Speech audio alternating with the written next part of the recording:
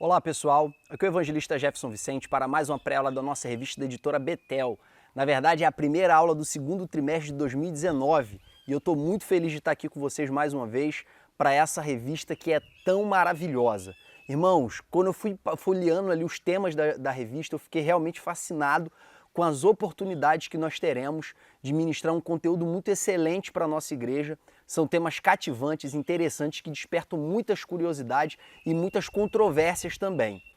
Não sei se todos vocês sabem, mas o estudo da igreja ele é uma cadeira dentro da matéria teologia sistemática, que se dá nos seminários. O nome dessa cadeira é eclesiologia, que é o estudo da igreja. Então nós vamos beber muito da fonte de alguns livros de teologia sistemática, que no decorrer das aulas eu vou estar indicando aí para vocês. E também nós vamos utilizar muito como referência, óbvio, a nossa revista. Lembrando sempre que a apresentação do nosso conteúdo é sempre uma apresentação complementar, a gente não se prende na revista, porque nosso objetivo é preparar professores para dar uma aula excelente. A gente parte do pressuposto que o professor já leu e já estudou a revista. Dito isso, nós vamos fazer um pequeno levantamento aí dos assuntos que estão relacionados com essa matéria eclesiologia, que serão vistos no decorrer desse trimestre. Eu fiz o levantamento de alguns temas aqui, eu gostaria de colocar para vocês, para despertar e atiçar a curiosidade para vocês estudarem sobre esse assunto, que vão ser vistos hoje e também nos nossos próximos encontros. No estudo da eclesiologia, a gente estuda o que é a igreja, nós estudamos qual é o fundamento da igreja, nós estudamos o poder das chaves e autoridade para a exclusão, nós estudamos a fundação e a inauguração da igreja, nós estudamos a relação da igreja com Israel, nós estudamos a relação da igreja com o reino de Deus, nós estudamos a diferença entre igreja local e igreja universal, nós estudamos também a diferença entre igreja visível e igreja invisível, nós estudamos os vários símbolos que a Bíblia utiliza para se referir à igreja, é muito importante conhecer esses símbolos para a gente evoluir na compreensão acerca da igreja.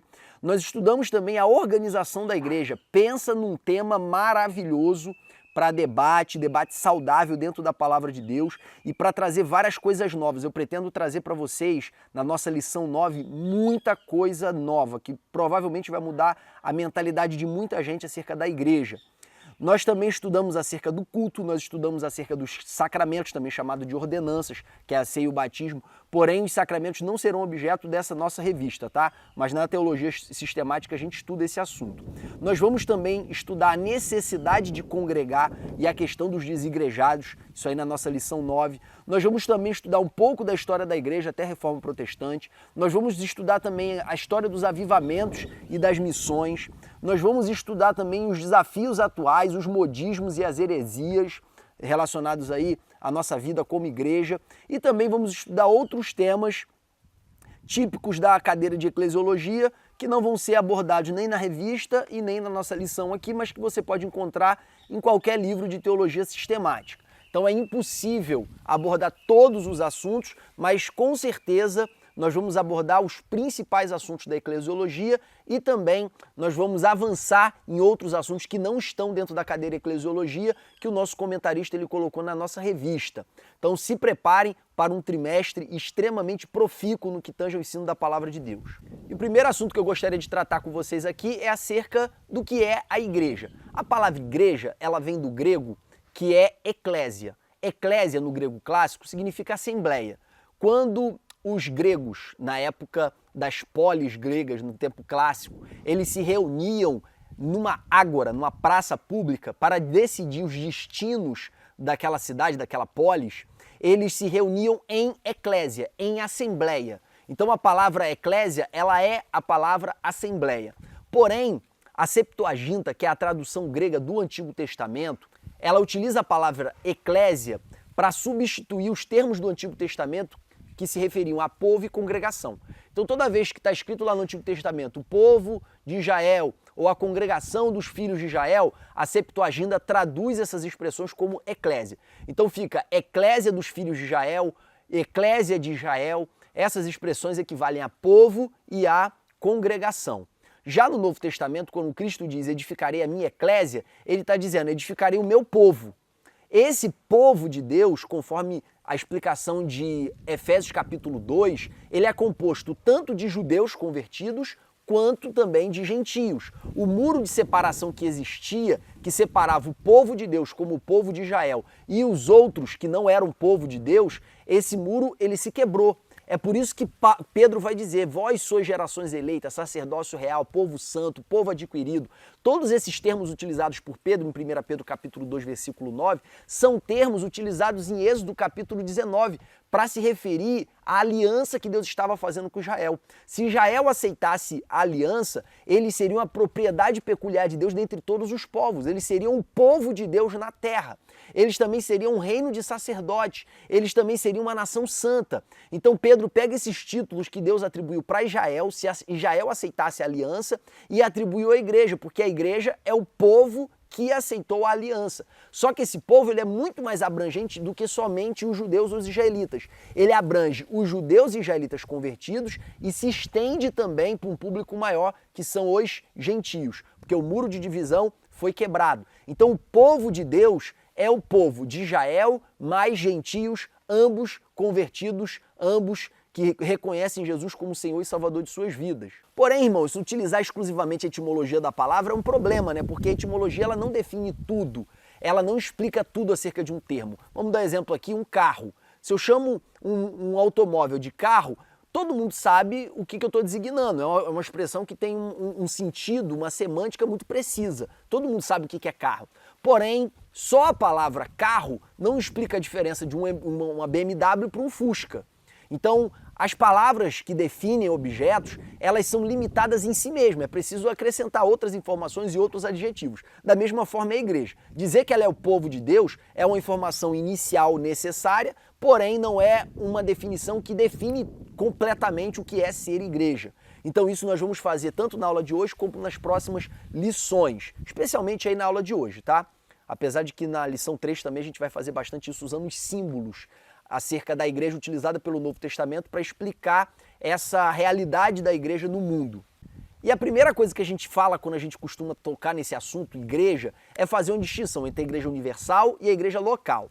A igreja universal é a igreja composta por todos os santos em todas as eras, tá? É a igreja de todos os lugares, são todos os santos do mundo. Então, quando Jesus fala edificarei a minha igreja, ele está se referindo a todos os santos do mundo, independentemente da sua localização geográfica.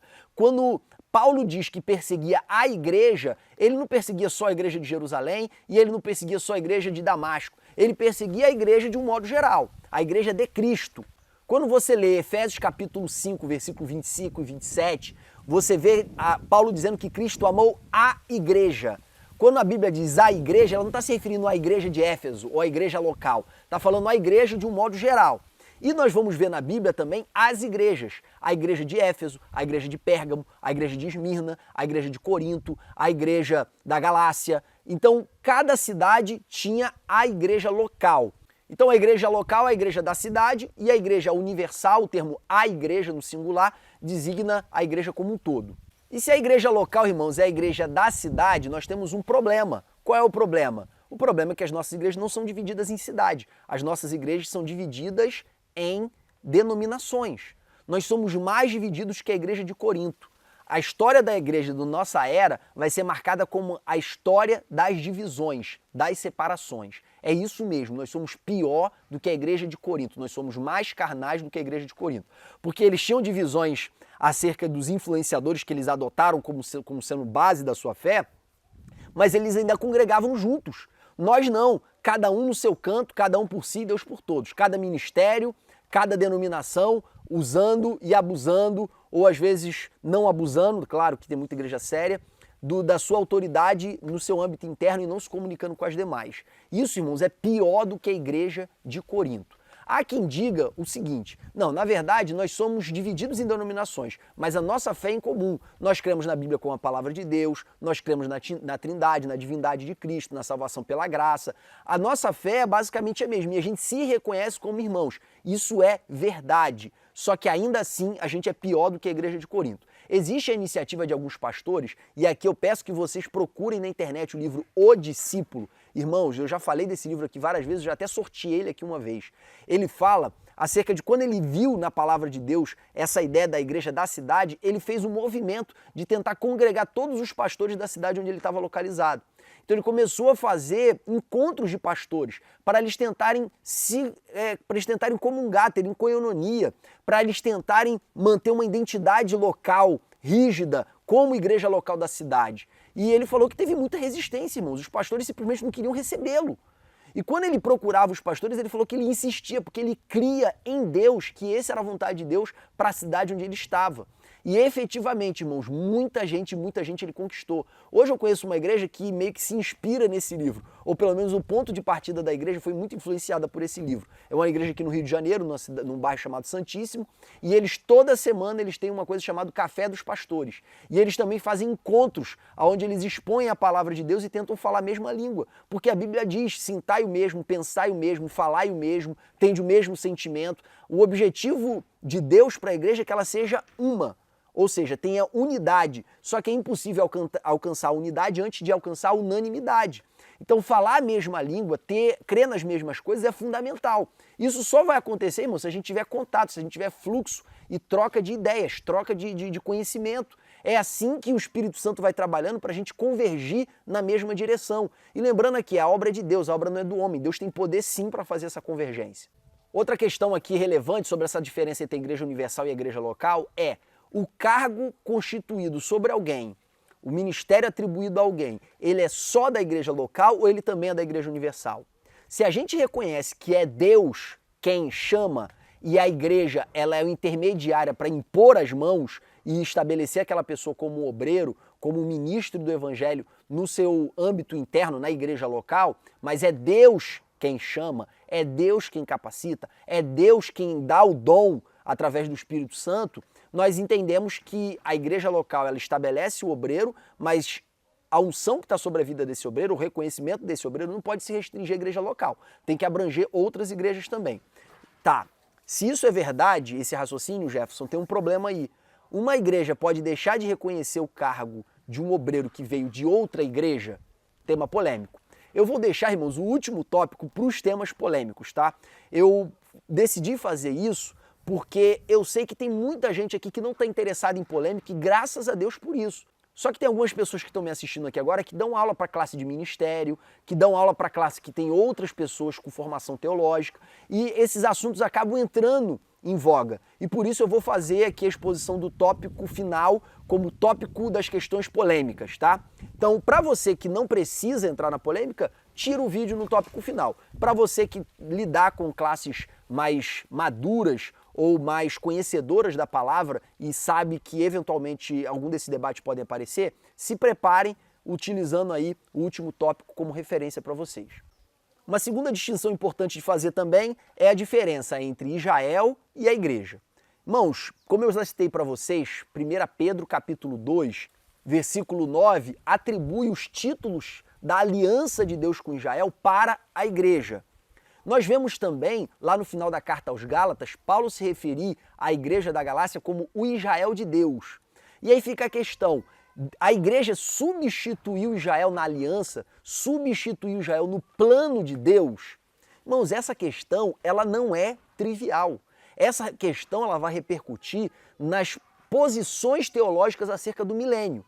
Nós temos, irmãos, 4 perspectivas teológicas acerca do milênio. A primeira delas é a pré-tribulacionista clássica, que acredita que Jesus vai voltar e depois que Jesus voltar, ele vai estabelecer o seu reino milenar. Em segundo lugar, nós temos a corrente dispensacionalista, que é uma espécie de pré-tribulacionista. Então a gente coloca as duas juntas. Só que a dispensacionalista, ela utiliza muito como referência as semanas de Daniel. E acredita que a última semana de Daniel, que são os últimos 7 anos antes da segunda vinda de Cristo, vai ser o período da grande tribulação. No início da grande tribulação, a igreja é arrebatada, passam-se 7 anos cuja metade inicial vai ser de paz, a outra metade vai ser de guerra contra Israel, e depois desses 7 anos Jesus volta com a sua igreja. Os dispensacionalistas acreditam que antes de Jesus a salvação era alcançada pela obediência, depois de Jesus é alcançada pela graça. Na grande tribulação, que é o relógio de Israel que volta a contar, que estaria paralisado, a salvação vai ser novamente pelas obras, novamente pela obediência. Por isso que a pessoa vai ter que morrer para ser salva durante a grande tribulação. Então, para os dispensacionalistas, o plano de Deus para Israel nacional, ele é rígido. E é por isso que todo dispensacionalista, ele é pró-Israel. Lá nos Estados Unidos, as pessoas, os cristãos de outras correntes até acusam os israelitas de serem racistas, anti-islâmicos, por causa do apoio incondicional que eles dão para a nação de Israel e de serem totalmente avessos a qualquer possibilidade de ganho de direitos pelos palestinos. E eu só estou dizendo isso para vocês para mostrar o quanto os dispensacionalistas são pró-Israel e acreditam nessa separação rígida entre igreja e Israel. Já os amilenistas e os pós-milenistas, que acreditam que o reino de Deus já começou, essas correntes acreditam que a igreja é o Israel de Deus, que ela substituiu Israel e que todas as promessas do Antigo Testamento para Israel, elas se cumprem de maneira espiritual na vida da igreja. Então todas as promessas para a geração posterior ao filho de Davi que viria a reinar, essas promessas não se cumprirão no Israel nacional, se cumprirão na igreja, de maneira espiritual. Então, saber a distinção entre Israel e a igreja, irmãos, não é um debate trivial. Ele vai repercutir diretamente na escatologia. É um debate que tem profundas raízes escatológicas, tá? Nós não vamos aprofundar e defender um ponto de vista aqui, mas nós vamos fazer isso na lição de número 13. Mas antes de nós mudarmos de assunto, eu acho importante aqui a gente fazer uma crítica à visão, como é que eu vou dizer, muito judaizante da fé cristã. Isso acontece muito nos círculos que acreditam que a igreja substituiu Israel, principalmente na igreja católica. Na igreja católica, já nos primórdios, os pastores passaram a ser chamados de sacerdotes, como se os pastores sucedessem historicamente os sacerdotes no plano de Deus. O culto passou a ser visto como um sacrifício. O corpo de Cristo e o vinho, que representa o sangue, eles passaram a ser vistos como realmente, fisicamente, o corpo e o sangue, como se eles se transformassem no corpo e no sangue.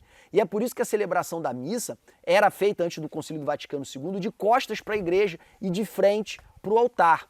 A ideia também de púlpito como altar também vem daí, porque é ali que era sacrificado novamente o corpo de Cristo. Essa é a ideia básica da missa. Essa é a ideia básica também da ideia que eles têm da ceia do Senhor, da transubstanciação, de que o pão e o vinho se tornam o corpo do Senhor, interpretando literalmente aquelas palavras de Jesus. Este é o meu corpo, este é o meu sangue. É uma interpretação literal.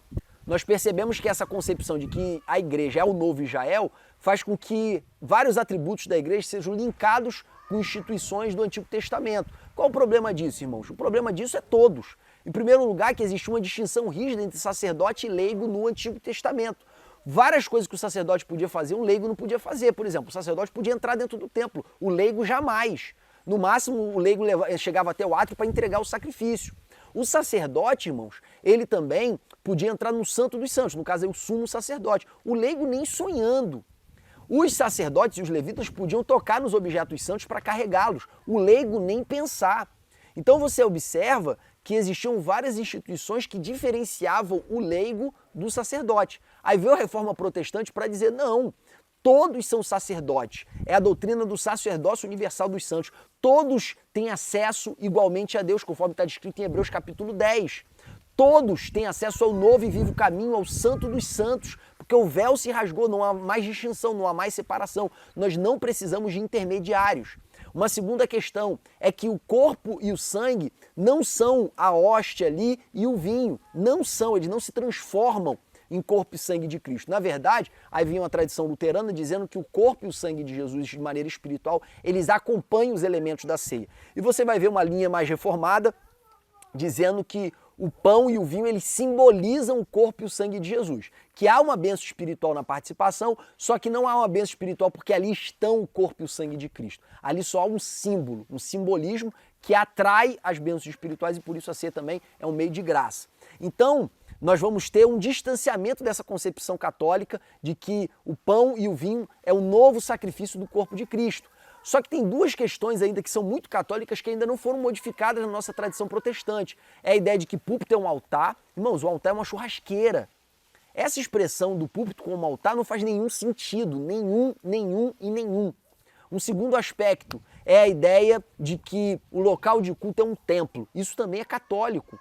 Isso também vem dessa concepção de que a igreja sucedeu Israel e agora todo local de culto é um templo do Senhor. Na verdade, irmão, só há um templo que é o de Jerusalém. Deuteronômio é muito claro em dizer que só pode existir um templo, um local de culto. No Novo Testamento, a partir do Espírito Santo vindo sobre nós passamos a ser templo do Espírito Santo. A igreja primitiva passou 250 anos sem ter um local exclusivo para culto. Eles se reuniam nas casas e nos locais públicos. Dentre os locais públicos, o pátio exterior ou pátio dos gentios do Templo de Jerusalém. Quando Atos fala que eles se reuniam no templo, não era dentro do templo, nem podiam entrar, só o sacerdote podia entrar, muito pouco no átrio, que era muito pequeno e ficava mais ali sendo utilizado para os sacrifícios. Eles ficavam no pátio dos gentios, que foi uma invenção de Herodes o Grande, que era um lugar onde cambistas trocavam moeda, vendilhões vendiam animais para sacrifício, era uma praça pública em Jerusalém. Então, também nós encontramos em Éfeso, Paulo se encontrando com os discípulos na escola de Tirano, em Atenas, na Ágora. Então você vê que ele se reuniu tanto em locais públicos mais amplos quanto nas casas, mas predominantemente nas casas. Então a ideia do local do culto como templo é uma ideia católica. A gente não precisava ter herdado isso, mas a gente herdou, a gente precisa de uma segunda reforma. Inclusive tem um livro que fala sobre isso, a segunda reforma. Eu tenho esse livro, é maravilhoso.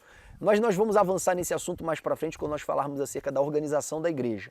Uma outra distinção importante também é a distinção entre a igreja e o reino de Deus. Irmãos, a igreja é o povo de Deus, é o povo do reino, mas o reino é muito mais amplo. Na oração do Pai Nosso é pedido assim: venha a nós o teu reino, seja feita a tua vontade assim na terra como no céu. Quando a vontade de Deus é feita, aí é chegado o reino de Deus. Então, se entre pessoas ímpias é estabelecido critérios de justiça, critérios de cuidado com o necessitado, que são compatíveis com a palavra de Deus, aí é chegado o reino de Deus. O reino de Deus chega onde a vontade de Deus é cumprida. Então, às vezes, dentro de uma igreja pode não ter chegado o reino de Deus ainda, porque não está sendo feita a vontade de Deus. O reino de Deus, irmãos, ele é mais amplo do que a igreja, porque ele se expande para todo mundo. Então, vamos dar um exemplo aqui. Eu gosto de falar da cidade de Queimados, que é uma das cidades mais perigosas do Rio de Janeiro e talvez uma das mais perigosas do Brasil. A taxa de homicídio é altíssima. Se você for olhar o número de igrejas lá, é absurdo. É uma cidade onde quase 50% da população deve ser evangélica. Eu estou chutando 50%, mas é pelo menos uns 40%. Tem muita igreja, inclusive do nosso Ministério de Madureira. Mas qual tem sido o impacto dessa igreja na sociedade? Muito pequeno. Então você vê que a igreja chegou, mas o reino de Deus não chegou ainda. O impacto social da igreja não aconteceu. E se você vê todos os avivamentos na história da igreja, você vê que onde houve avivamento, houve também impacto social e mudança social. E o próprio Jesus falou que o reino de Deus não veio para todos. A parábola da semente ou do semeador é uma das parábolas que mostram que o reino de Deus não veio para todos. A semente, a palavra, é distribuída para todos os terrenos, mas só em um daqueles 4 a palavra floresceu e Jesus fala que isso é o mistério do reino. Ou seja, o reino de Deus não vai chegar para todos, pelo menos por enquanto. Ele vai chegar só para aqueles que receberam a palavra e frutificaram. Ele vai falar a mesma coisa também quando ele fala da parábola do tesouro escondido e da pérola preciosa. Ele fala que o reino de Deus é semelhante a um tesouro escondido, que o homem teve que vender tudo para adquirir. E também um mercador de pérolas teve que vender tudo para comprar a pérola preciosa. Ou seja, o reino de Deus só vai ser acessível para quem der tudo, para quem se entregar completamente para o senhorio dele. Então o reino de Deus ele não chega para todo mundo. Não é por acaso que Paulo fala que o reino de Deus é paz, justiça e alegria no espírito. O que você mais vê é crente sem paz e sem alegria. O que você mais vê é a família cristã sem paz e sem alegria. Por quê? Porque não obedece à palavra de Deus, não vive de acordo com os padrões da palavra de Deus. Irmãos, o choro pode durar uma noite, mas a alegria vem pelo amanhecer. Quem não é alegre na presença do Senhor, e aqui a alegria do Senhor, ela é extra circunstancial, ela não depende das circunstâncias. Às vezes está tudo difícil, mas o gozo de Deus continua na alma do crente. Salvo pequenos períodos, a constante, o elemento permanente é a alegria. A tristeza é a exceção. Por quê? Porque a nossa alegria ela excede todo o padrão humano, porque ela vem do Espírito e por isso ela é um fruto do Espírito. Da mesma forma a paz ela excede todo entendimento. Só que só dá para viver essa paz quem se entrega completamente para o governo de Deus e obedece a sua palavra. plante os princípios e colha as promessas. Aquilo que o homem plantar, isso também ele ceifará. Se ele não se submete a Cristo em tudo, ele não vive todas as promessas do reino. Então é possível que a pessoa às vezes aceitou Jesus, a pessoa ainda está na caminhada, mas ainda não entregou sua vida totalmente em devoção e obediência a Cristo. E por causa disso, ela não vive as promessas do reino de Deus. Então, igreja é o povo do reino. Porém, o reino é mais amplo do que a igreja. E é possível, às vezes, ser igreja sem viver o reino. Para você ver como uma coisa não depende da outra. Outra distinção extremamente importante é a diferença entre a igreja visível e a igreja invisível. A igreja visível, irmãos, é também chamada de igreja instituição. Ela tem membros. Ela tem estatuto, ela tem CNPJ, ela tem diretoria. A igreja visível é a igreja que o nosso olho vê. A igreja invisível é a igreja que abrange todos os salvos de todas as eras. Inclui os que já morreram e inclui os que ainda virão. E por que é importante essa distinção? Porque lá em Efésios capítulo 5, versículo 25 a 27, que eu já citei aqui, diz que Cristo, ele se doou, ele deu a sua própria vida pela igreja e a purificou pela lavagem da palavra, para apresentá-la diante de si sem ruga, sem mácula, sem defeito, santa. Então a igreja invisível, ela é santa porque ela já é vista por Deus justificada de todos os seus pecados. Ela já é vista por Deus purificada, redimida dos seus pecados. Já a igreja visível, ela é uma igreja imperfeita. Você vai encontrar, sabe quantas igrejas perfeitas no mundo? Nenhuma. Qualquer igreja que você for, você vai encontrar defeito, você vai encontrar problema, você vai encontrar pecado, você vai encontrar líderes limitados em alguma área, por mais competentes que esses líderes sejam, você sempre vai encontrar dificuldades. A Bíblia é a história de homens fracassados escolhidos por Deus. Todo grande homem na Bíblia tem um testemunho dele lá que ele fracassou em alguma área. Porque a Bíblia não esconde os defeitos do homem, porque a Bíblia ela é a revelação do pecado intrínseco do homem. Então, todo lugar você vai encontrar defeito, porque a igreja visível, ela tem defeito. Mas aos olhos de Deus, a igreja invisível, que abrange os salvos de ontem, de hoje e de amanhã, ela é perfeita, santa, sem ruga, sem mácula. Outra questão importante da gente falar, a igreja invisível, ela é una, só existe uma igreja invisível. Outra característica, ela é universal, ela é católica, a palavra católica significa universal. Ela abrange os crentes de todos os lugares. E ela também é triunfante. A igreja invisível é a igreja que vai morar no céu, é a igreja mais do que vencedora. Já a igreja visível, ela não é una, ela é fragmentada. Ela tem vários lugares diferentes, em vários idiomas, em vários países. Ela não é universal, ela é local, ela tem endereço, ela é localizada geograficamente. E ela também não é triunfante ainda, ela é militante, ela está na peleja, ela está naquilo que Paulo diz, prossigo para o alvo pelo prêmio da soberana vocação de Deus em Cristo Jesus. E antes disso ele diz, porque não que eu ache que já alcancei o alvo. Tá? Então ela é militante, ela está à procura do alvo, ela está perseguindo o alvo e sabe que ainda não alcançou. Então todas as limitações e dificuldades que Deus permitir que ela passe, ela vai passar, porque ela ainda não é triunfante, ela é militante. Então a igreja visível, ela tem membros da instituição, a igreja invisível tem membros do corpo de Cristo. A igreja visível, ela é uma instituição. A igreja invisível, ela é um organismo. Cada pessoa é um membro do corpo. A igreja visível, ela tem o batismo como critério para a pessoa ingressar numa instituição religiosa. A igreja invisível tem o batismo como uma ratificação e uma confirmação pública de um novo nascimento que já aconteceu dentro do homem. E aqui é importante a gente deixar isso muito claro, porque tem muita gente, irmãos, que não se converte a Jesus. Tem muita gente que aceita uma nova religião. Eu conheci uma pessoa, irmãos, que passou vários anos frequentando uma igreja, sem crer em Jesus. Porque ele gostava de frequentar e porque ele acompanhava a esposa. Então você vai encontrar, no decorrer da caminhada, várias pessoas que não se converteram. Eles só abraçaram uma forma diferente de religião. E isso não inclui uma pessoa dentro do reino de Deus, porque nós não nascemos da carne e do sangue. O novo nascimento, ele não é um nascimento natural, ele é o nascimento da água e do Espírito. Então, quando a Bíblia fala, meus irmãos, acerca de participar do corpo de Cristo, ela não está falando acerca de cristãos com carteirinha de membro. Ela está falando acerca de pessoas que nasceram de novo. E a própria Bíblia fala de várias pessoas que são da igreja visível, mas não são da igreja invisível. O texto mais utilizado, irmãos, é da parábola do trigo e do joio. Eu não gosto desse texto e eu vou dizer por quê. Eu não gosto desse texto, eu estou tampando aqui porque está ventando muito e pode fazer ruído no microfone, talvez eu já esteja até fazendo. Mas eu não gosto da parábola do trigo e do joio para falar sobre isso, porque a parábola do trigo e do joio ela é uma parábola acerca do reino de Deus. Todas as parábolas de Mateus 13 são parábolas sobre o mistério do reino de Deus, tá? Então eu não gosto de usar a parábola do trigo e do joio. O que eu gosto de usar são textos que eu vou citar para vocês agora, como 1 João capítulo 2, versículo 18 e 19. Filhinhos, é já a última hora. E como ouviste que vem o anticristo, também agora muitos já se têm feito anticristos, por onde conhecemos que é já a última hora. Saíram de nós, mas não eram de nós, porque se fossem de nós ficariam conosco, mas isto é para que se manifestasse que não são todos de nós. Então fica muito claro aqui pela palavra de Deus que nem todos são dos nossos. Nós vamos ver outro texto também, lá em 2 Timóteo capítulo 2, versículo 19. Todavia, o fundamento de Deus fica firme, tendo este selo: o Senhor conhece os que são seus. Em Efésios capítulo 1, versículo 14, irmãos, está escrito que nós fomos eleitos em Cristo antes da fundação do mundo.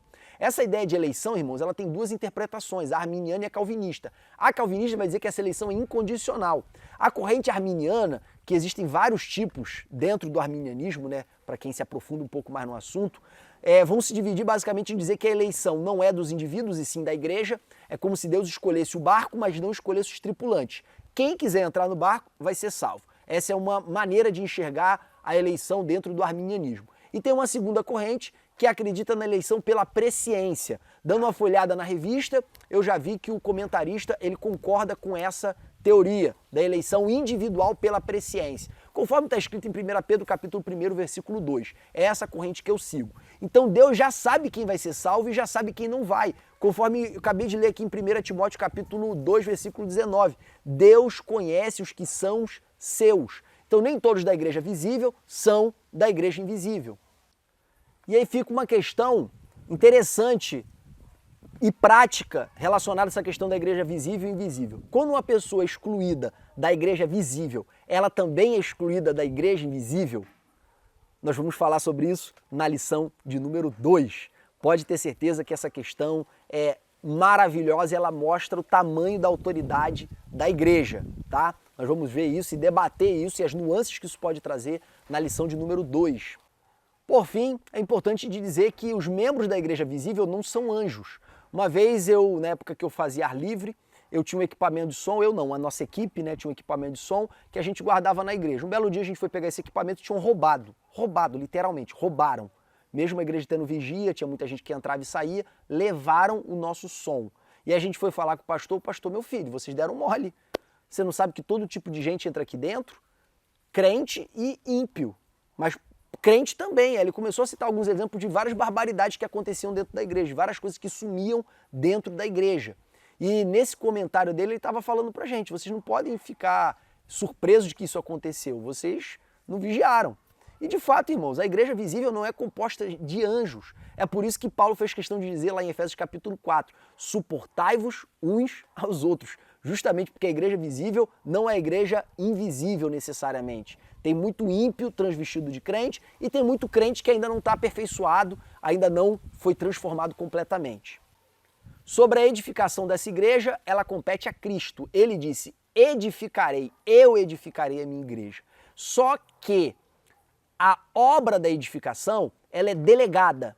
Cristo é o verdadeiro responsável, como Paulo disse, alguns plantam, outros regam, mas é Deus que dá o crescimento. A responsabilidade pelo crescimento, pela maturidade da igreja, vem de Deus. Nós somos apenas cooperadores, colaboradores com a obra de Deus. É por isso que a Bíblia fala, edificai-vos uns aos outros. Nós somos delegatários da missão de Cristo de edificar a sua igreja. E nós podemos trabalhar para a edificação dela. E aí vem as outras mutualidades que eu sempre estou falando com vocês. Ensinai-vos uns aos outros, admoestai-vos uns aos outros. Esses múltiplos uns aos outros que aparecem na Bíblia Sagrada, mostrando que é responsabilidade da igreja edificar a igreja. Não completamente, mas como delegatários de Deus.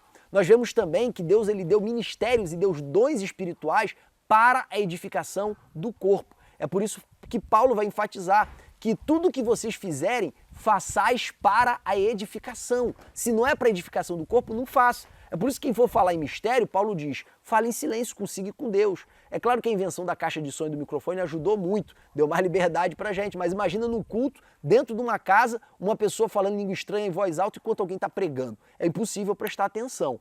Então, de fato, irmãos, todos os ministérios e todos os dons, eles cooperam para o propósito de Deus, de edificar a sua própria igreja por intermédio do exercício dos múltiplos ministérios e dos múltiplos dons. E por isso mesmo é impossível crescer espiritualmente fora do corpo de Cristo, ou sem congregar. E é por isso que o autor da carta aos Hebreus vai dizer, não deixeis de congregar como é costume de alguns, porque não há crescimento fora do corpo. Pode até eventualmente uma pessoa ou outra ser salva sem congregar, mas crescer espiritualmente é impossível. Efésios capítulo 4 deixa isso muito claro e nós teremos a oportunidade de desenvolver esse assunto em lições posteriores. Por último, é um tópico da lição que eu não vou abordar, que é a questão da grande comissão, a vocação da igreja, a missão da igreja. Eu não vou falar sobre isso, irmão, porque vai ter uma lição que vai usar praticamente um tópico inteiro para falar disso. E eu ia precisar de bastante tempo, e aqui vocês estão percebendo que está escurecendo já e eu preciso terminar essa lição. Por último, vamos entrar no nosso tópico 2, que são os temas polêmicos. E antes de nós entrarmos nesse tópico 2, eu queria recomendar para vocês a leitura de Romanos capítulo 12, versículo 3. Não saibais além do que convém, tá? Se você é polêmico, peço que você não assista esse tópico 2, porque não vai te agregar em nada, tudo que eu já falei é suficiente para a tua vida. Agora, se você gosta de aprender a palavra de Deus para se edificar e não para ficar debatendo e contendendo, seja bem-vindo ao tópico 2. O primeiro assunto é a questão da igreja local ser uma denominação ou ser a igreja da cidade. Irmãos, é muito claro, é definitivamente claro no Novo Testamento que a igreja local é a igreja da cidade. O que existe ainda de debate é se essa igreja da cidade seria uma igreja de bairro nos nossos dias. Eu creio que sim, porque naquele tempo uma cidade grande tinha 200 mil habitantes. Hoje 200 mil habitantes é um bairro grande do Rio de Janeiro. Então você observa que a igreja local é uma igreja que abrange uma quantidade de pessoas muito grande. Não é apenas um local de reunião. Então a igreja de hoje ela vive em desobediência da palavra de Deus. Outra questão relevante, mas quando a gente fala da distinção entre igreja universal, igreja local, igreja visível e igreja invisível. Uma denominação religiosa pode não reconhecer a outra, e aí é um debate extremamente interessante, principalmente porque a IPB, a Igreja Presbiteriana Brasileira, não reconhece a Universal do Reino de Deus e a Igreja Mundial do Reino de Deus como igrejas cristãs. Eles rebatizam um cristão que foi batizado na Universal ou que foi batizado na Mundial. E por que eles fazem isso? Porque eles acreditam que existe um critério que diferencia uma igreja de Cristo e uma igreja apostatada ou desviada da fé ortodoxa. E eles atribuem que a Universal e a Mundial elas se desviaram, não por um problema de divergência teológica nos temas principais, mas por um problema de ênfase. Eles passaram a pregar um Jesus que é uma organização tabajara. Vem a ele para que ele resolva os seus problemas e essa não é a pregação do Evangelho da Bíblia. Então, a Igreja Presbiteriana Brasileira não reconhece as duas denominações. E com base em que a Igreja Presbiteriana faz isso? Ela rebatiza. A questão do rebatismo já é um problema, né? Porque na época da Reforma, Lutero e Calvino eles eram contra o rebatismo. Eles liam lá em Efésios capítulo 4 dizendo que há um só batismo e por isso eles recebiam um cristão que foi batizado na Igreja Católica como um cristão comum, como um cristão normal, só que agora com a fé reformada. Já os anabatistas, eles rebatizavam. Então, existiu uma grande controvérsia nos tempos da Reforma e Lutero e Calvino e os outros reformadores mais conhecidos, eles condenaram essa postura dos anabatistas, porque haveria um só batismo. Posteriormente, a Igreja Reformada deixou de reconhecer o batismo da Igreja Católica e isso é extremamente problemático. Por quê? Porque há um só batismo ou pode batizar de novo? Esse debate está relacionado, irmãos, com a identificação de uma igreja visível como uma igreja de verdade. Quais são os critérios? O autor Augusto Nicodemos, eu assisti um vídeo dele preparando essa aula, e ele diz que são 3. A pregação da palavra segundo a sã doutrina, segundo a ortodoxia cristã. Em segundo lugar, a ministração correta dos sacramentos. E em terceiro lugar, a disciplina eclesiástica efetiva. Ele disse que as igrejas elas estão mais próximas de uma igreja séria e mais longe de uma igreja séria na medida que ela se aproxima ou se distancia disso. Não importa se ela é presbiteriana, batista, assembleiana, católica, quanto mais próxima dessas três coisas, mais essa igreja pode se chamar de uma igreja certa. E quanto mais longe dessas coisas, mais ela pode ser chamada de uma igreja errada, tá? Então esse é o critério adotado aí pelo Augusto Nicodemos e pela Igreja Presbiteriana do Brasil. Eu penso parecido com ele. Se uma igreja não administra bem a palavra de Deus, prega heresia, se ela não administra corretamente os sacramentos e se ela não exerce a disciplina, ou seja, qualquer pessoa faz parte do corpo dela, essa igreja não é a igreja descrita na palavra de Deus. Se ela não é a igreja descrita na palavra de Deus, nós não podemos reconhecer os atos praticados por ela, tá? Incluindo batismo, no caso tem que rebatizar. Agora, qual denominação a gente não pode aceitar, Gerson? Isso não é problema meu, isso é problema dos nossos bispos e da nossa convenção. A mim compete estabelecer, como um teólogo que sou, pelo menos um teólogo de pequeno calibre, estabelecer os critérios bíblicos para a gente fazer essa diferenciação. Jefferson, em relação à consagração de obreiros, que você tinha comentado que ia debater aí no último tópico, irmãos, lá em Atos capítulo 14, Paulo diz, quando ele passa pregando na cidade de Listra, Derbe e Antioquia, ele volta confirmando os discípulos e elegendo presbíteros em cada cidade. Quando a Bíblia diz que ele estava elegendo, essa palavra eleger, no grego, ela significa contar pelo levantar de mãos, ou seja, era uma escolha democrática. A eleição dos presbíteros era uma eleição democrática, era isso que Paulo fazia. Lá em Atos capítulo 6, nós vamos ver que a escolha dos diáconos também foi uma escolha democrática. Os apóstolos se reuniram e convocaram todos os discípulos e pediram para eles, escolham entre vós homens, aí disseram as características do diácono. Você vai ver isso no capítulo 6, versículo 3. Então, a escolha dos obreiros naquele tempo era uma escolha democrática, era uma eleição. Quando Paulo diz para Tito, em Tito capítulo 1, versículo 5, para ele estabelecer presbíteros em cada cidade de Creta, Creta é uma ilha, em cada cidade daquele lugar era para constituir um presbitério, Tito, ele é orientado a fazer o que nós entendemos ser o modelo adotado por Paulo e o modelo adotado por Jerusalém. Então Tito é apenas convocar a igreja para instituir os presbíteros e não ele próprio escolher o presbítero de cada local. Porém, quando nós vemos as cartas de recomendação, nós vemos que o obreiro era constituído pela igreja local, mas ele era reconhecido pelas outras igrejas e ele era reconhecido por causa das cartas de recomendação. As cartas de recomendação, elas tinham essa função. Eu deixei para vocês no esboço aí que está na descrição do vídeo as referências bíblicas que falam da carta de recomendação e também gostaria de enfatizar para vocês a crítica que João fez na terceira carta de João a Diótrofes, porque Diótrofes, além de estar falando maliciosamente contra ele, não recebia os cristãos que eram enviados para aquela igreja. Então você observa João criticando aquilo que parecia ser a primeira rebelião, a primeira igreja rebelada da história da igreja, é essa igreja que Diótrefes